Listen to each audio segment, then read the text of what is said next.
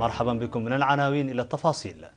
استقبل الرئيس إسياس أفورقي بمبنى هجر اليوم المبعوثة الأوروبية الخاصة للسودان وجنوب السودان الدكتور روزاليندا مارسيدن، وبحث اللقاء الخطوات الواجب اتباعها لتطوير علاقات التعاون بين البلدين لضمان السلام والاستقرار في السودان وجنوب السودان. وقال الرئيس إسياس أفورقي أن عدم تحقيق الطرق والوسائل المتبعة حتى الآن للنتائج المرجوة في حل الخلاف بين السودان وجنوب السودان تستدعي التركيز على الحل الشامل والاستراتيجي بدلا من التهدئة الآنية والحلول المتجزئة. وأوضحت المبعوثة الأوروبية للسودان وجنوب السودان الدكتور روزاليندا مارسيدن في اللقاء عن تطابق وجهات النظر الإريترية والأوروبية في كثير من النقاط الخاصة بقضايا السودان وجنوب السودان والعلاقات الثنائية بين إريتريا والاتحاد الأوروبي.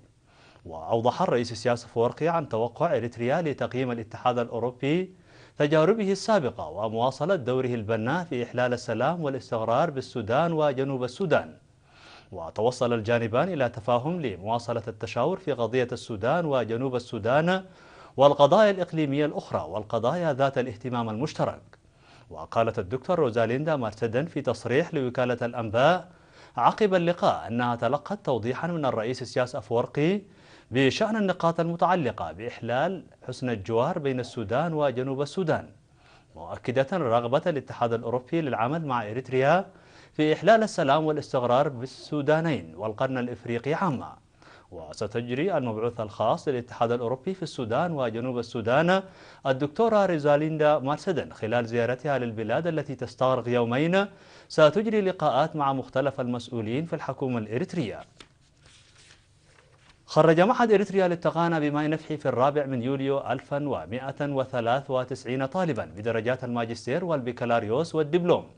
وقال وزير التعليم السيد سمير سوم في مراسم التخرج أن الرأسمال البشري الذي يتم بناؤه باستثمار كبير له مساهمة كبيرة في برامج تنمية وتطوير البلاد، موضحا بأن الرعاية التي يوليها شعب وحكومة إريتريا للشباب والجهود الرامية لتسليحهم بالعلم والمعرفة تعتبر هبة كبيرة للخريجين وأسرهم.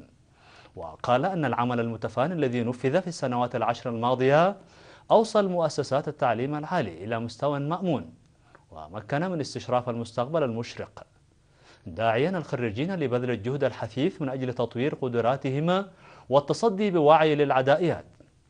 وأوضح نائب رئيس معهد إريتريا للتقانة وعميد الشؤون الأكاديمية الدكتور تسفانكيل هايلي أن الحكومة تقوم باستثمار كبير في المعهد وتعمل لتوسيعه وتطويره، مؤكدا تقديم المعهد تعليما عالي الجودة وفقا للمعايير الوطنية والعالمية. وأشار إلى أن المعهد يقوم بإرسال مدرسيه إلى الخارج في منح دراسية لتطوير قدراتهم، إضافة إلى إتاحة الفرصة للدراسات العليا داخل المعهد، حيث خرج المعهد حاليا 11 شخصا بدرجة الماجستير. وأوضح ممثل الطلاب بأنهم سيعملون لتطوير قدراتهم وصقلها من خلال العمل واستعدادهم للإيفاء بكل متطلبات البلاد.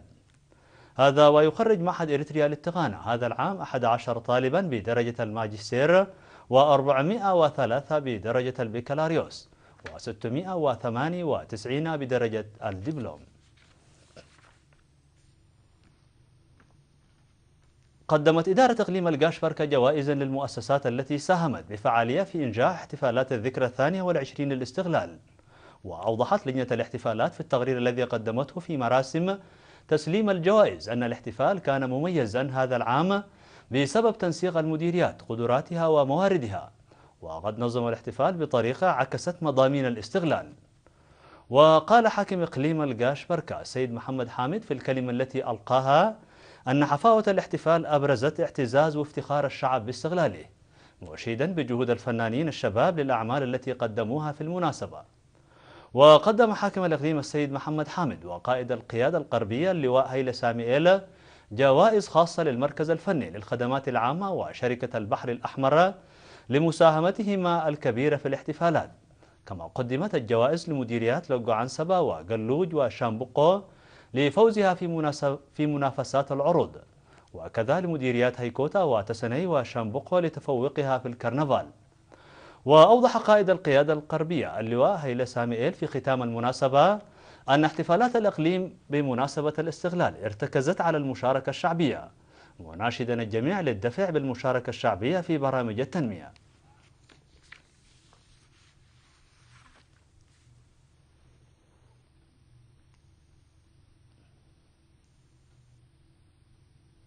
اكتملت الاستعدادات لتنظيم مهرجان الإريتريين في بريطانيا الذي سيقام يومي 13 و14 من يوليو.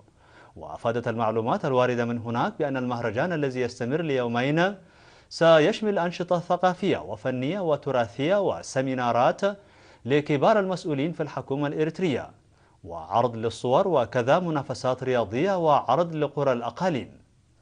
وذكرت لجنة تنسيق المهرجان أن برامج الاحتفال موجهة في الأساس إلى الأطفال والشباب والأسر، وتشارك فيها 32 من فرق كرة القدم القادمة من مختلف المدن.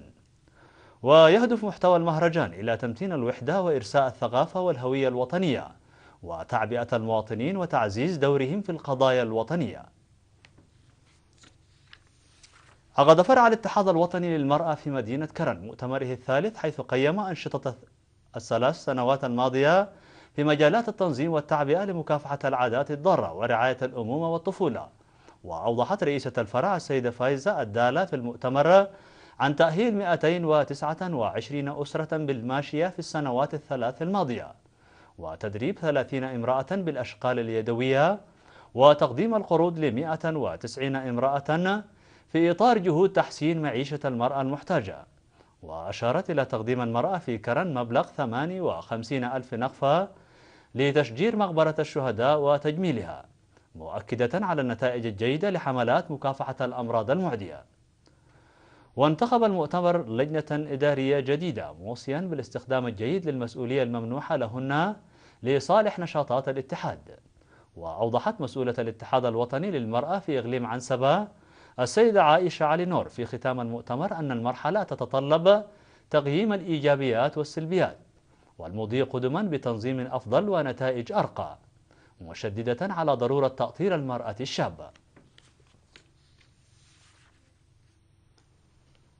دعا سكان دبة أمير في ضاحية إمبيرمي للدفع بأنشطة إصحاح البيئة لأهميتها في ضمان صحة المجتمع، وأوضحوا بأن منطقتهم تشهد تطورا ملحوظا نتيجة لمؤسسات الخدمات الاجتماعية التي أرستها الحكومة لتحسين الحياة المعيشية، مؤكدين على تحقيق نجاح في المجال الصحي. وطالبوا بتوفير مياه الشرب النقية. وأكد مدير ضاحية إمبيرمي السيد صالح الأمين ارتفاع الوعي بأهمية نظافة البيئة، داعيا لتعزيز مشاركة السكان في أنشطة إصحاح البيئة. وقال مسؤول إصحاح البيئة في مكتب وزارة الصحة بإقليم شمال البحر الأحمر السيد مانا يوهنس أن أعمال إصحاح البيئة التي يقومون بها تساهم في درء الأمراض.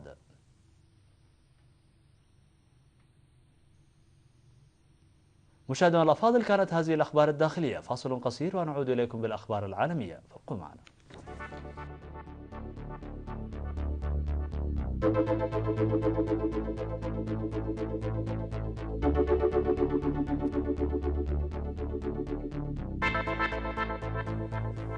مرحبا بكم. على الصعيد العالمي، ندد رؤساء دول مجموعة يوناسور لدول أمريكا الجنوبية يوم أمس الأربعاء بتحويل مسار طائرة الرئيس البوليفي إيفو موراليس في أوروبا، وطلبوا توضيحا لهذا العمل غير الودي وغير المبرر على حد قولهم.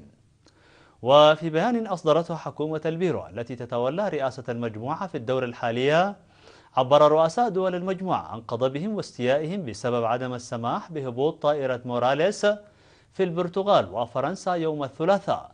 وقالت السلطات البوليفية أن طائرة الرئيس لم يسمح لها بالهبوط بسبب تكهنات لا أساس لها بوجود المتعاقد السابق بوكالة الأمن القومي الأمريكية إدوارد سنودن على متنها. وتعقد مجموعة من دول أمريكا اللاتينية قمة طارئة اليوم الخميس لمناقشة الاختطاف الفعلي للرئيس البوليفي إيفو موراليس. وقالت مجموعة أوناسور التي تضم 12 دولة في بيان يوم الأربعاء أن الاجتماع سيعقد في مدينة كوكامبا في بوليفيا. وحتى الآن أكد رؤساء 6 دول وهي بوليفيا والإكوادور وفنزويلا والأرجنتين وأورغواي وسورينا أكدوا استعدادهم للحضور إلى الاجتماع. اقترحت كوريا الجنوبية عقد محادثات مع كوريا الشمالية بهدف استئناف تشغيل منطقة صناعية مشتركة غرب الحدود الشديدة التحصين بين البلدين. وذلك بعد 3 أسابيع فقط من فشل محاولتهما السابقة للحوار بسبب خلاف بروتوكولي. وقالت وزارة التوحيد في كوريا الجنوبية في بيان لها أن العرض الذي قدم يوم الخميس يهدف إلى أن تجرى المحادثات يوم السبت. وقدم العرض من خلال خط هاتفي ساخن أعادت كوريا الشمالية تشغيله في وقت متأخر يوم الأربعاء. كما يأتي هذا العرض وسط ضغوط من أصحاب المشاريع الصغيرة والمتوسطة الحجم في منطقة كايسونغ الصناعية والتي تسجل خسائر متكررة.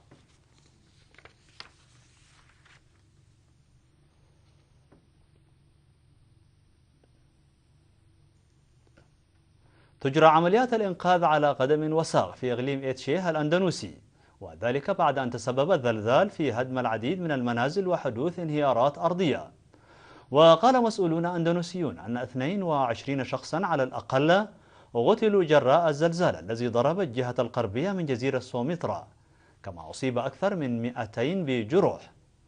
وجاء في أحد التقارير الإخبارية أن 6 أطفال لقوا حتفهم وطمر 14 تحت الركام عندما انهار مسجد في وسط الإقليم. وقال مسؤولون أن رجال الشرطة وجنود الجيش يشاركون في عمليات الإنقاذ التي تواجه صعوبات وعراقيل جراء إغلاق الطرق نتيجة الانهيارات الأرضية.